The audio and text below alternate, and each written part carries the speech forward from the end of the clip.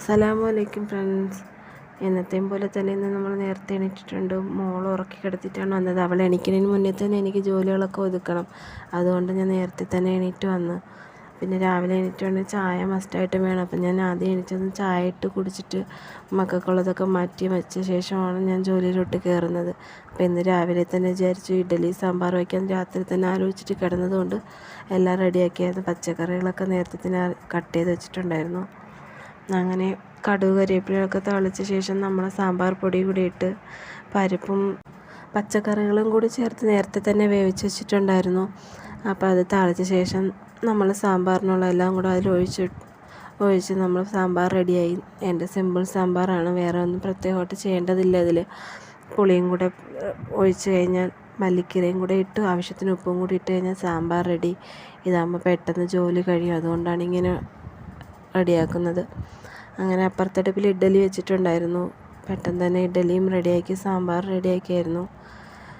മോൻക്ക് കൊടുക്കാനായിട്ട് അവന് കൂടുതലിഷ്ടം ഇഡ്ഡലിയും സാമ്പാറായതുകൊണ്ട് അതാണ് ഇടയ്ക്കിടയ്ക്ക് ഉണ്ടാക്കാറുണ്ട് കേട്ടോ. അത് അങ്ങനെ സാമ്പാറിൽ കുറച്ച് ഉപ്പ് കുറവായിട്ട് തോന്നി. അങ്ങനെ ഉപ്പും കുറച്ച് സാമ്പാർ പൊടിയും കുറവായിട്ട് തോന്നി, അതും കൂടി ഇട്ടിട്ടുണ്ടായിരുന്നു. ജീരകവും ഉലുവയും കൂടി ഉണ്ടെങ്കിൽ അതും കൂടി വറുത്ത് പൊടിച്ചിട്ടാൽ നല്ല മണവും സ്വാദും കിട്ടും. അതല്ലാത്തത് കൊണ്ടാണ് ഞാൻ ഇടാത്തത്. അങ്ങനെ എൻ്റെ ഈസി സാമ്പാർ റെഡിയായി കഴിഞ്ഞു. അപ്പോൾ മോനായിട്ട് 2 ഇഡ്ഡലിയും സാമ്പാറും കൂടി എടുത്തിട്ടുണ്ട്. പിന്നെ സ്കൂളിൽ കൊടുത്തുവിടാനായിട്ട് സാമ്പാർ ചെറിയ കുഞ്ഞ് ഡപ്പിയിൽ എടുത്തിട്ടുണ്ടായിരുന്നു. പിന്നെ ഇഡ്ഡലിയും അവനൊക്കെ ഇങ്ങനെ മുഴുവനെ വെച്ച് കൊടുത്താൽ കഴിക്കൂല, അതുകൊണ്ട് ചെറിയ കുഞ്ഞു കുഞ്ഞു പീസുകളാക്കിയാണ് ഇട്ട് കൊടുക്കുന്നത്. ഞാനാണെങ്കിൽ ലഞ്ച് ബോക്സൊക്കെ റെഡിയാക്കിയിട്ടാണ് രാവിലത്തെ പണിയൊക്കെ ഇങ്ങനെ കഴിഞ്ഞു.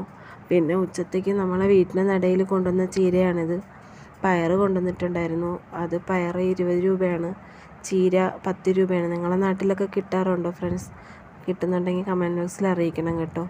പിന്നെ ഞാൻ അരി ഇട്ടിട്ടുണ്ടായിരുന്നു അടുപ്പിൽ. ഞാൻ ഗ്യാസിലാണ് യൂസ് ചെയ്യുന്നത്, പക്ഷേ എല്ലാവരുടെ വീട്ടിൽ റൈസ് കുക്കറിലായിരിക്കും ഇറക്കി വെക്കുന്നതല്ലേ ചോറ്. ഇത് ഞാൻ പുതിയൊരു മെത്തേഡാണ്. എല്ലാവർക്കും എന്താണ് സംഭവം എന്നുള്ളത് അറിയാമെന്നുണ്ടെങ്കിൽ കമൻറ്റിൽ ഇടണം. അറിയില്ല എന്നുണ്ടെങ്കിൽ കമൻറ്റിൽ ചോദിച്ചാൽ ഞാൻ അതിന് ആൻസർ വീഡിയോ ആയിട്ട് ഇടുന്നതായിരിക്കും കേട്ടോ ഫ്രണ്ട്സ്. അങ്ങനെ ഞാൻ ചോറ് ഇതിലാണ് വെക്കുന്നത്.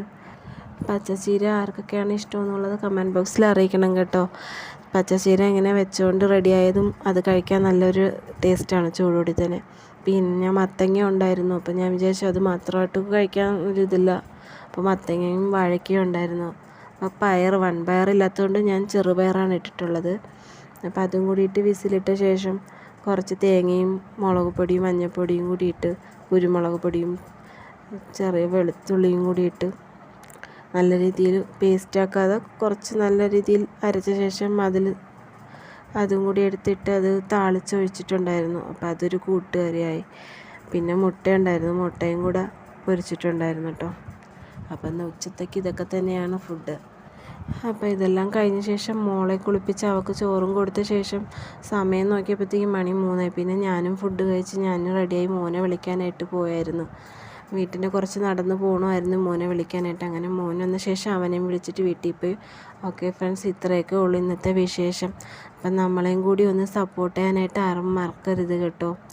എല്ലാവരും സപ്പോർട്ട് ചെയ്യണം. സബ്സ്ക്രൈബ് ചെയ്ത് ലൈക്ക് ചെയ്ത് ഷെയർ ചെയ്യണം, കമൻറ്റ് അയക്കണം. ഓക്കെ ഫ്രണ്ട്സ്, അപ്പം ബായ്. നമുക്ക് ഇനിയൊരു വീഡിയോ ആയിട്ട് കാണാം. അസ്സലാമു അലൈക്കും ഫ്രണ്ട്സ്.